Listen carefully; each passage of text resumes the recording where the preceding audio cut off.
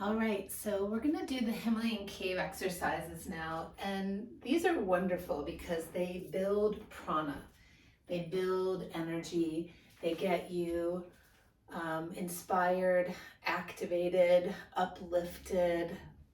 And yeah, if you can just think about the terminology I just used, when these would be not appropriate for you. When your nervous system is already activated, for example, you'd want more soothing, calming, grounding practices. These Himalayan cave exercises can be approached in different ways where you'll see when we're moving with the more breathy, fast-paced postures, it is the energy is starting to become more rajasic. So we are moving stagnation or lifting up density, and it can really help to bring about lightness, lightness in the heart, lightness in the mood, a lightness in the sense of being, all the things. And then it can be inappropriate at times, right? Again, when we need more grounding. There are other aspects of the Himalayan cave exercises, however, that are more rolling of the joints, right? And you could actually do these practices where you slow down the movements, and the movements can still create an energy of upliftment, but also grounding. So that grounded expansion. And the more you get to know these, the more you can create them in little sequences, add them into your yoga practices or as standalones for meeting the person where they're at and moving them into that deeper or better place that they'd like to be. So that was the little intro into the Himalayan cave exercises, and just a little demo before we do some. Each one is ideally about 20-30 seconds long, sometimes a minute long. I usually do on average 30 seconds. If I'm doing the fast movement one, I'll do 30 seconds, and then I'll go into the next one 30 seconds, into the next one 30 seconds. That makes it very easy for you to share this with another person, and you have a time frame that you're working with these. You can also have like the rolling ones, maybe they're not necessarily 30 seconds long, but it's 4 in one direction, 4 in the other, or 8 and 8, right? So again, these are to your artistic desire and creativity, as well as meeting the needs of yourself and others. It's up to you what you want to craft here. These are traditionally known as the Himalayan joints and glands exercises. That's where one of the ways that they've pulled it into this Himalayan science or Himalayan Institute Yoga Science and Philosophy. That's how they've disseminated these teachings.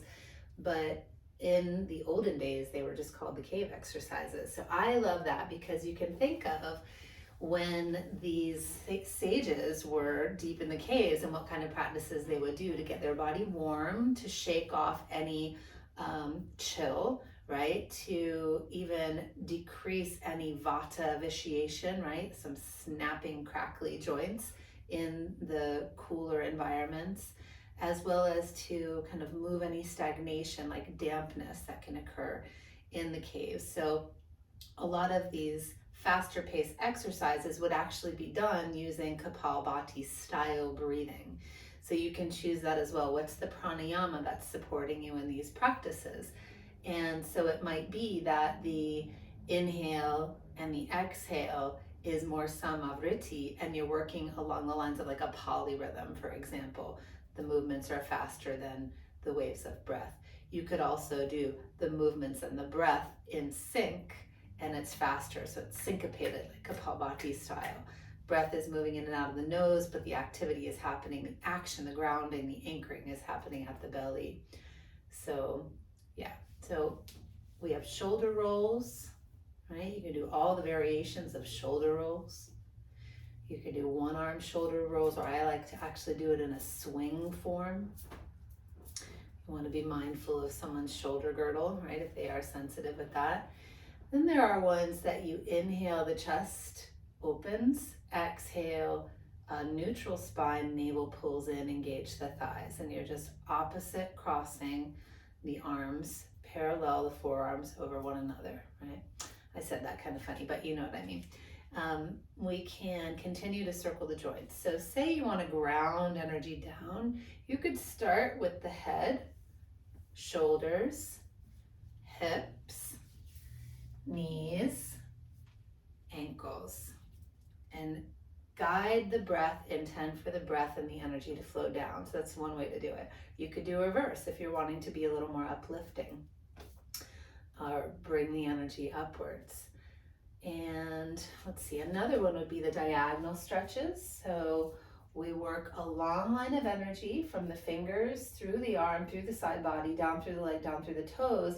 And what you want to guide for are two things: this activation, the breath energy enlivening along the diagonal line, and then the anchoring in like a horse stance to center and ground in between the sides.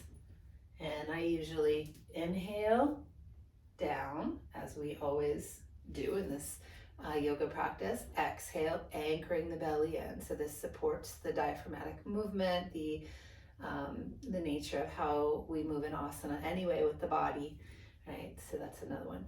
You can do the twists is another one. There are lots of variations of the twist. So this is one that's the most, I like to call it lackadaisical. There's also an extra swing that I know some people like to do.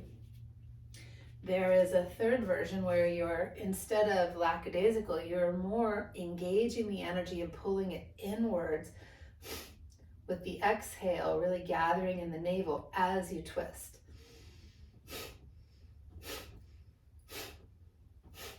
Right? So there are all of those. There is the inhale, arms up, exhale down, inhale, arms up, exhale, elbows bend. So when you do this one, it's just a little slight bounce, so there's no rigidity.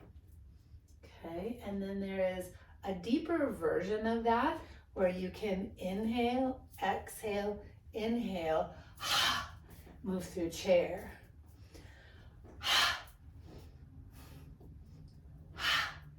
And then the third version of that is building on the inhale. So this would be really good in like a back bends practice, in anything that you're increasing the inhalation. So for example, doing the full 4-part samavriti, where you want to make sure you can build your inhale and then hold at the pause at the top of the inhale. So that's more of an advanced practice. But this is called breath of joy, and this supports that style of breathing and that kind of practice, like a back bend. So inhale, inhale, inhale, out the mouth.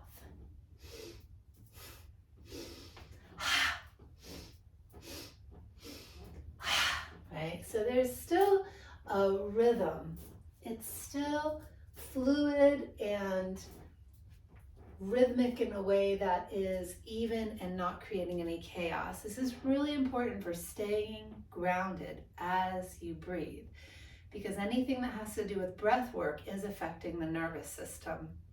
So if we were to just allow people to kind of be chaotic and do it in a mental, more intellectual way and not really connect the mind, body, and breath together, they are moving out of yoga, and they are probably going to affect their nervous system in a detrimental way. So we don't want that. So your guidance would be inhale, exhale, inhale, exhale. And even for yourself, right? Find that beautiful rhythm that's almost like a dance, right? Okay, so I think that's about it. I'll break down the practice here in just a moment. Oh, we have one more. I forgot legs. So we definitely have the legs. So we have the hip rolls. We have leg swings. If you feel the leg swings flat on the floor are too hard, you can always have a person stand on a block, or you can stand on a block with your hand at the wall, and it gives a little more elevation. This is really good leg swing for releasing the psoas, any tension in the psoas muscle. So that would be good during a forwards folds practice, because all of those folds are tightening the psoas. And then lastly, the lymphatic shake. So shaking the meat of the muscle, calves, thighs, right? And then you work into the thighs, the glutes, the whole upper body, get into the arms. The whole time you're doing it though, it's not just about the shake. It's about a nice deep breath in and a longer breath out. And so you will continuously cue that, so that you are increasing the body's ability to release the metabolic waste. And most of our waste is actually released through the out breath. And when we are shaking, vibrating the body, like even when we're on a trampoline or we're running, these are the best ways for getting the waste out of the body, because the lymphatic system, as you may know, does not have its own pump. So whenever we are moody, lethargic, heavy, dense, there's a toxic buildup in the body, right? A little bit of rich food or too much partying, whatever it might be, and you want to help support the toxins to release the body, that whole eliminatory process, right? We do want to increase the sweat too, but it's that movement, the jiggle jam, right? Is we're getting out the waste matter from your lymphatic system. Deep breaths in and long breaths out. All right, so there's your little tutorial on the Himalayan cave exercises. So we'll go ahead and begin the practice now, or just play whenever you're ready.